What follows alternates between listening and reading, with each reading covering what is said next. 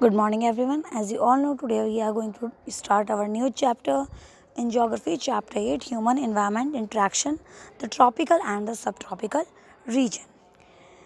Renuka was excited Renuka जो है वो बहुत ज़्यादा एक्साइटेड है.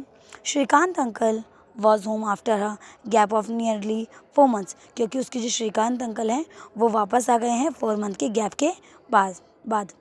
He was a wild life photographer. उसके जो श्रीकांत अंकल है वो क्या हैं, एक वाइल्ड लाइफ फोटोग्राफर हैं. एंड ट्रैवल वाइल्डली, और वो हमेशा क्या करते हैं, ट्रैवल ही करते रहते हैं. Renuka's interest in wild life and forest began at an early age when her uncle introduced her to books on nature. और रेणुका का जो इंटरेस्ट था वाइल्ड लाइफ और फॉरेस्ट पे वो उसकी छोटी एज में शुरू हो गया था, जब उसके अंकल ने उसको बुक्स वगैरह और पिक्चर्स वगैरह दिखाई थी नेचर की. Pictures of distant land and people who live there always fascinated her. और ये जो पिक्चर्स थी, ठीक है, जो डिस्टेंट लैंड की पिक्चर्स वो दिखाते थे, ठीक है, उसके साथ साथ लोगों की, उनके रहन सहन के तरीके दिखाते थे, तो वो उसे काफ़ी अच्छा लगता था. In these pictures, Renuka, you can see from different parts of the world, some from dry deserts, some from frozen lands, and some from hot wet rainforest. तो उसके जो अंकल है वो से बता रहे कि इन पिक्चर्स में अगर तुम्हें दिखेगा तो तुम्हें अलग अलग जगह के लोग दिखेंगे, ठीक है, चाहे ड्राई डेजर्ट्स के लोग हों, फ्रोज़न लैंड्स के लोग हों, ठीक है, एंड इसके साथ साथ तुम्हें हॉट रेन फॉरेस्ट में जो रहने वाले लोग हैं वो भी तुम्हें दिखाई देंगे. They look so different from me, observe Renuka. तो रेणुका ने बोला कि ये लोग तो हमसे बहुत अलग लगते हैं. They may look different but they share the same basic needs of life like food, clothing and shelter.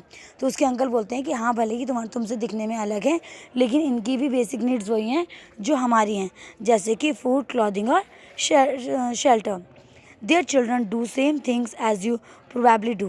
Play games, quarrel sometimes, and then make up, sing, dance, and help the families with various things that need to be done. और उसके uncle ने बताया कि इनके जो बच्चे हैं वो भी सेम वही वर्क करते हैं जैसे कि तुम करते हो. जैसे गेम्स खेलते हो, लड़ते हो, झगड़ते हो, ठीक है, जिस तरीके के अपनी फैमिली के संग हेल्प कराते हो, इस तरीके के वर्क वो भी करते हैं जैसे कि तुम करती हो. They live closer to nature and very early in their lives have learned to care for nature. और ये नेचर के पास रहते हैं तो इनमें काफ़ी ज़्यादा मतलब एक फीलिंग रहती है कि किस चीज़ की, कि अपने नेचर को बचाने की. मतलब बचपन से ही ये सीखते हैं कि हमें अपने क्या करना है, नेचर को कंजर्व करना है. They learn how to catch fish and how to collect material from the forest. और छोटी एज में ये क्या सीख लेते हैं कि कैसे मछलियों को पकड़ा जाता है, साथ ही साथ कैसे फॉरेस्ट से चीज़ों को इकट्ठा किया जा सकता है. अब आगे इस चैप्टर में हम डिस्कस करेंगे कि कैसे मतलब जो लाइफ है लोगों की अमेज़न बेसिन में कैसी है और इसके साथ साथ और अलग अलग जगहों में कैसी है. तो सबसे पहले हम स्टार्ट करेंगे अमेज़न बेसिन से. Before learning about the Amazon basin, let us look at the map. Notice that the tropical region lies very close to equator. यहाँ पे आपको बताया जा रहा है कि अमेज़न बेसिन के बारे में पढ़ने से पहले आपको ये देखना होगा कि अमेज़न बेसिन कहाँ पर पड़ता है, ठीक है. तो जब आप मैप को देखेंगे तो आप नोटिस करेंगे कि जो ट्रॉपिकल रीजन है वो कहाँ है, इक्वेटर के नियर है, यानी कि किसके बीच में है, 10 डिग्री नॉर्थ से लेकर 10 डिग्री साउथ तक है. और इसको क्या बोला जाता है, इक्वेटोरियल रीजन भी बोला जाता है. The river Amazon flows through this region. और जो अमेज़न जो रिवर है हमारी वो इसी बेसिन में इसी रीजन में फ़्लो करती है. और जो अमेज़न बेसिन है वो इसी रीजन में है. Notice how it flows from mountains to west and reaches the Atlantic Ocean to the east. और यहाँ पे बताया जा रहा है कि आप देखेंगे कि किस तरीके से ये माउंटेन से आते हुए अटलांटिक ओशन तक पहुँचते हैं जो कि ईस्ट में है. The place where river flows into another body of water is called river's mouth. वो जगह जहाँ से रिवर क्या करती है, फ्लो करना शुरू करती है, और वो जगह जहाँ पर रिवर क्या करती है, फ्लो करती है और दूसरी वाटर की बॉडी में गिरती है, उसको क्या बोलते हैं, हम रिवर का माउथ बोलते हैं. Numerous tributaries join the Amazon river to form Amazon basin. और बहुत सारे ट्रिब्यूटरीज यानी कि अलग अलग छोटी छोटी नदियाँ, ठीक है, उनकी अलग अलग शाखाएँ जब एक साथ मिलकर अमेज़न बेसिन में वो अमेज़न रिवर में गिरती हैं तो वो क्या बनाती है, अमेज़न बेसिन को बनाती है. The river basin drains portions of Brazil, parts of Peru, Bolivia, Ecuador, Colombia and small parts of Venezuela. और ये जो रिवर बेसिन है कहाँ कौन से पार्ट्स में आता है, ब्राज़ील में, कुछ पार्ट्स है पेरू के, बोलीविया में, इक्वेडर में, कोलंबिया में और वेनेजुएला के कुछ पार्ट्स में. Name the countries of the basin which equator passes. क्या आपको पता है कि वो कौन कौन सी कंट्रीज़ हैं जिनके बीच से इक्वेटर पास होता है। अब बात करते हैं यहाँ पे कि वहाँ का क्लाइमेट कैसा होता है। As you as you know As you now know, the Amazon basin stretches directly on the equator and is characterized by a hot and weather climate throughout the year. अब जैसे हम आपको पता है कि जो अमेजन बेसिन है वो कहाँ पड़ता है, इक्वेटर पड़ता है, तो आपको ये भी पता होगा कि वहाँ पर हमेशा क्या रहता है, क्लाइमेट कैसा रहता है, हॉट और वेट क्लाइमेट रहता है। Both day and nights are almost equally hot and humid. और वहाँ दिन और रात इक्वली क्या रहती है, हॉट भी रहती है एंड साथ साथ ह्यूमिड भी रहती है, यानी कि मॉइस्चर रहता है। जैसे नमी होती है ना, जैसे अगर हम अपने हमारे जैसे रेनी सीजन में होता है कि हॉट भी होता है और ह्यूमिडिटी भी होती है, तो वहाँ पर थ्रू आउट द ईयर ऐसे रहता है एंड रात भी और दिन भी एक जैसी होती हैं, मतलब एक जैसा क्लाइमेट रहता है। द स्किन फील स्टिकी, और जो स्किन है हमेशा स्टिकी सी फील होती है। It rains almost every day and too without much warning, और यहाँ पर जो रेन है वह रोज ही होती है लगभग।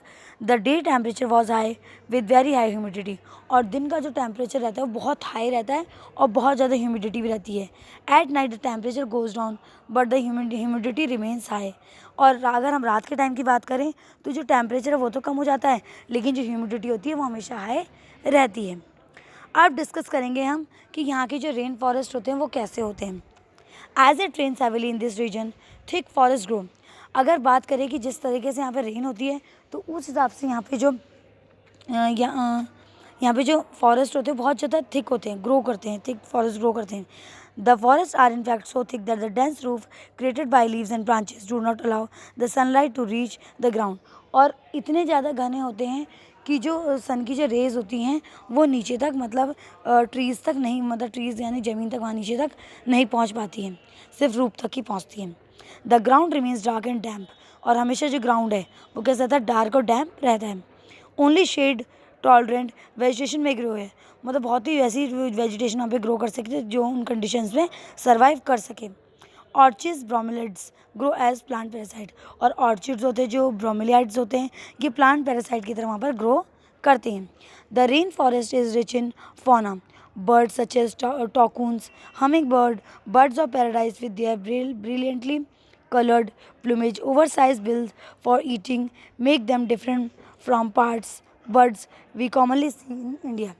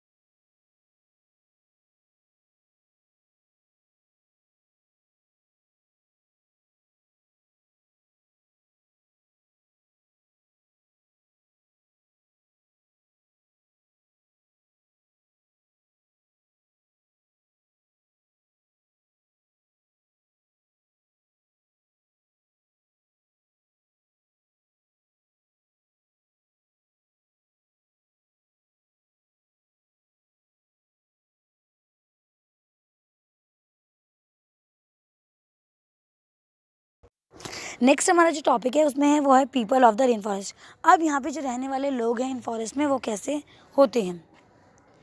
People grow most of their food in small area after clearing some trees in the forest. यहाँ के जो लोग हैं वो अपना खाना कैसे तैयार करते हैं, छोटे छोटे एरियाज़ को क्लियर कर कर वहाँ पे फूड को उगाकर अपना मतलब जो फूड है वो सर्वाइवल करते हैं। Wild man hand fishing along the rivers, women take care of the crops. ठीक है, और मैन जो है इनके वो क्या करते हैं, वो फिशिंग वगैरह करते हैं, एंड वुमेंस जो एरिया क्लियर करके उन्होंने जो सब्जी या फिर जो क्रॉप्स बोई होती है उनका ध्यान रखती हैं। They mainly grow tapioca, pineapple and sweet potato. और ज़्यादातर जो क्रॉप्स वो उगाते हैं वो कौन से, ट्रॉपिका है, पाइनएप्पल है and sweet potato. As hunting and fishing are uncertain, it is women who keep their families alive by feeding them vegetables they grow. अब जैसे हंटिंग है और फिशिंग है, ये तो बहुत अनसर्टेन है, मतलब बहुत कम की जाती है, लेकिन मतलब होता है कि कभी मिलता है कभी नहीं मिलता है, लेकिन वुमेन जो अपनी फैमिलीज़ को कैसे फीड कराती है, वेजिटेबल्स को उगाकर। They practise slash and burn agriculture, और कौन से ये स्लैश एंड बर्न एग्रीकल्चर जो होता है उसे प्रैक्टिस करते हैं। The staple food is manioc and also known as cassava that grows under the ground like potato. और सबसे जो स्टेपल फूड यहाँ का है वो है मैनोइक, जिसे क्या बोलते हैं, कसावा भी बोला जाता है, और ये उसी तरीके से उगता है जैसे पोटैटो को उगाया जाता है। They also eat queen ants and eggs, और इसके अलावा ये लोग क्वीन आंट्स होती हैं उनको भी खाते हैं, एंड उनके जो एग्स होते हैं उनको भी खाते हैं। कैश क्रॉप्स लाइक कॉफ़ी, मेज़ एंड कोकोआ और ऑल्सो ग्राउंड। एंड इसके अलावा वहाँ पे जो क्रॉप्स उगती है वो कौन कौन सी होती है, कॉफ़ी की होती है, मेज़ की होती है एंड कोकोआ भी होती है। The rain forest provide a lot of woods for the houses, some families live in thatch houses shaped like beehives. There are large apartment-like houses called maloka with steeply slanting roof. And इसके साथ साथ यहाँ के जो लोग हैं वो क्या करते हैं, अब जैसे कि यहाँ पे जो फॉरेस्ट है, लोग फॉरेस्ट में जाते हैं, ठीक है, वहाँ पे क्या करते हैं, वुड काट के लाते हैं। तो यहाँ पे वुड, वैरायटी ऑफ वुड, तो यहाँ पे वुड भी है काफ़ी ज़्यादा अमाउंट में, लेकिन जो ये जो वुड है उस चीज़ का यूज़ भी किसके लिए करते हैं, अपने घरों को बनाने के लिए। Life of the people in Amazon basin is slowly changing. In older days, the heart of the forest could be reached by navigating the river. In 1970s, the Trans-Amazon Highway made all parts of the rainforest accessible. अगर हम live देखें, people Amazon basin के लोगों की अगर हम live देखें तो पहले काफ़ी, पहले के हिसाब से अब काफ़ी ज़्यादा चेंज होने लगी है, ठीक है। पहले वहाँ पर क्या होता था कि जो हार्ट होता है रेन फॉरेस्ट का, उसको मतलब सिर्फ रिवर के ही थ्रू या फिर वैसे ही मतलब देख सकते थे, लेकिन जब से अमेज़न हाईवे बना है तब से हम मतलब फॉरेस्ट को ईजिली एसेस कर सकते हैं, पूरा फॉरेस्ट देख सकते हैं। Aircraft and helicopter are also used for reaching various place, और अब जो एयरक्राफ्ट है और हेलीकॉप्टर है उनका यूज़ भी किया जाता है इन प्लेसेस तक पहुँचने के लिए। The indigenous population was pushed out from the area and forced to settle in new areas where they continue to practice their distinctive way of farming. और यहाँ की जो इंडिजिनस पॉपुलेशन है इसे पुश कर दिया गया है उन एरियाज़ में जहाँ पे क्या करें, उनको ऐसे कहाँ भेजा गया है जहाँ पे डिस्टिंक्टिंग वे ऑफ फार्मिंग को यूज़ किया जा सकता है। The development activities are leading to a grateful destruction of biologically diverse rain forest. It is estimated that large area of rainforest has been disappearing annually in Amazon basin. You can see that this destruction of forest has a much wider implication. The topsoil is washed away as the rain falls and lush forest turn into barren landscape. और यहाँ बता दीजिए हिसाब से development activities जो हो रही हैं तो उसकी वजह से क्या प्रॉब्लम आई है, उसकी वजह से जो फॉरेस्ट है वो अब क्या होते जा रहे हैं, डिसअपेयर होते जा रहे हैं, और जो टॉप सॉइल है वो क्या होती जा रही है, बहती जा रही है, जैसे ही रेन होती है वो बहती जाती है, ठीक है। और एक अच्छी जो सॉइल थी वो क्या बन गई है, एक बैरन लैंड में कन्वर्ट हो गई है। Okay, that's all for today, thank you everyone.